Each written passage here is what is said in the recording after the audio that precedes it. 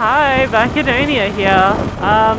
It's been a little while since my last update because I was down at the hot springs at Marobo and this kid stole my phone and ran away into the hills. And I've been staying with the locals for, I don't know, like the last 3 days while we tried to get it back. We found the kid, found his parents, but the kid doesn't have the phone anymore. He reckons he threw it away. Nobody knows where it is. Apparently the kid's a bit special, so it seems like there's not really much more to be done. So I'm giving up on that. It's really sad because I've lost all my photos and videos from Timor Leste, except for the ones I took on this camera on my center on my helmet. So I'm really sad about that because I've had the most incredible time in Timor Leste over the last month. I have been right around the island. I have met the most incredible people. I've just had the most extraordinary time, and I'm a little bit gutted that my photos of these people, of these places, I don't have them anymore. And it's all very well to say, look, you know, you should upload them or back up whenever you get Wi-Fi, but I haven't had Wi-Fi since pretty much the day after I hit East Timor in Dili, since I left Dili. So anyway, look, these things happen. I'm a little bit cut about the loss of my phone too because phones are expensive and it was a good one and I really can't afford to buy myself another expensive phone.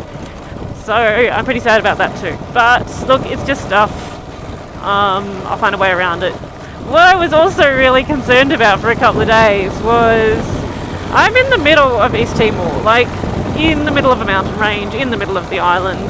There are basically no road signs in Timor Leste unless you're like on the main highway, in which case, you know, there's a sign that says like Dili Manatuto.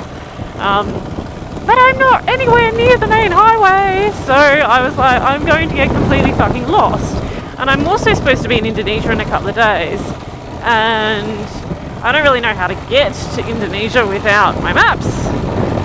And once I get into Indonesia, I was thinking, well, you know, the next place I can buy a phone and get some maps again is going to be Kupang. But Kupang is fucking huge. I'm not going to be able to ride into Kupang with no maps and find where I need to go. Or I might, you know, but it's going to be a fucking nightmare.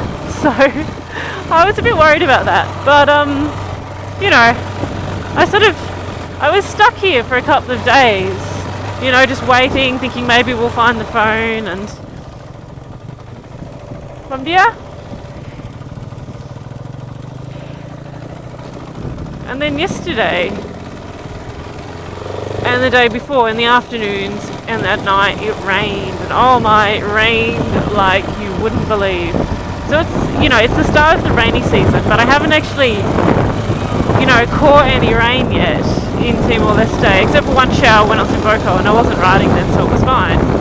But oh my god, last night it was torrential, and I seriously thought, and it went all afternoon, and well into the night, and it was just ridiculous rain. Like, you couldn't hear yourself speak over the sound of the rain on the roof, and we all just like had to sit inside and under shelter and just, you know, just chill out. Didn't have my phone, you know. Data's expensive here anyway, so even though some of the people I'm staying with had phones and that, it's not like you can be on the internet all the time, and that's fine. Yeah, and I just had to, you know, the last 3 days I've just sort of had to let go of all of my Western anxieties and just chill the fuck out for a bit. And it's been incredible. So I'm not actually that worried anymore. I've decided I'm going to go back to Dili, and how will I get to Dili? Well, I know that I go through Maliana, and then from Maliana I guess I just ask people where Dili is. Anyway, up ahead of me are my friends. There's Muki and Senna, and they're in love. They are the most wonderful people. So when my phone first got stolen, Mookie was one of the first people who came and helped me try and find it. He works at the hot springs, and I was just beside myself when it happened. I was like, how could I let this happen? I was just aghast. And but he was like, it's okay, we'll do what we can we'll find the kid. And so he spent days tracking down this kid and going back to his house. The kid hid out in the jungle for like 2 days, and so no one could find him. No one could ask him where the phone was. He didn't go home. It was pouring with rain, and he's hiding in the jungle. So Mookie has spent so much time, trying to help me out. And and so when it first happened, he was down at the hot springs with me, and then he said, and we sat there and, waited for news for, I don't know, maybe 4 hours or something. And then he said, look, come up to Morobo, come up to the village. And we went to the kid's house, and he wasn't there. And then Mookie said, well, come with me, I'll take you to the hostel, and you can speak English there with them. I said, oh, okay, righto. Anyway, so it turns out this hostel is, it's sort of a school, and it's sort of a place. It's, how do I explain? It's called AHA Education. It used to be called Souls. But anyway, there's lots of them all over East Timor, and they teach English. And basically, in the afternoons, the volunteers teach English to primary school children for a couple of hours. And in the mornings, the volunteers themselves, who are young adults like me, so Senna is one of them, they study English. So they have a couple of teachers of their own, and they study English. And and the volunteers and some of the students actually as well live at the school. There's just a basic building and a couple of rooms, and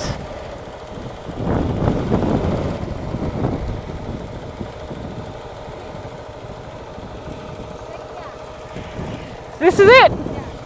Up there to Maliana, and then Babinado, and then I turn right. Yep. Here's Babinado. Okay, but I go up there and then there's some shops, isn't there?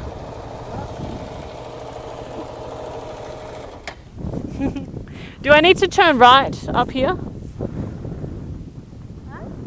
I just go straight to Maliana? I don't turn off.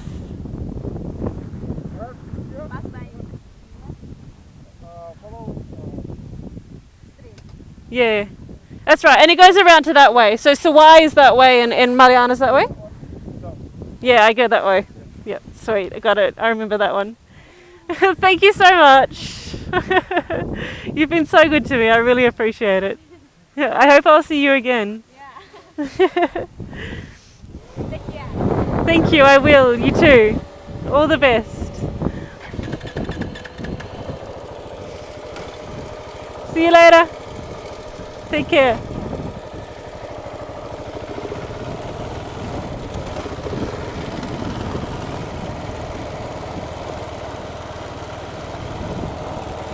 So I'm on my own now.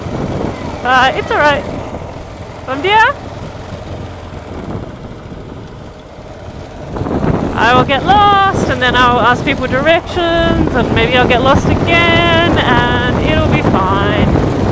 Actually, I was thinking, God, we're so spoiled, I thought my throat had been cut when my phone was gone. I thought, oh my God, I'm not connected to my friends, I'm not connected to information. What am I going to do? And I completely freaked out for a little bit. But,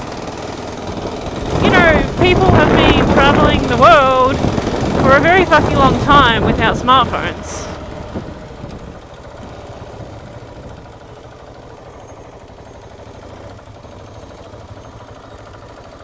So I just sort of had to woman up and think to myself, let go of the comfort, let go of the reassurance, and just figure it out. It'll be fun.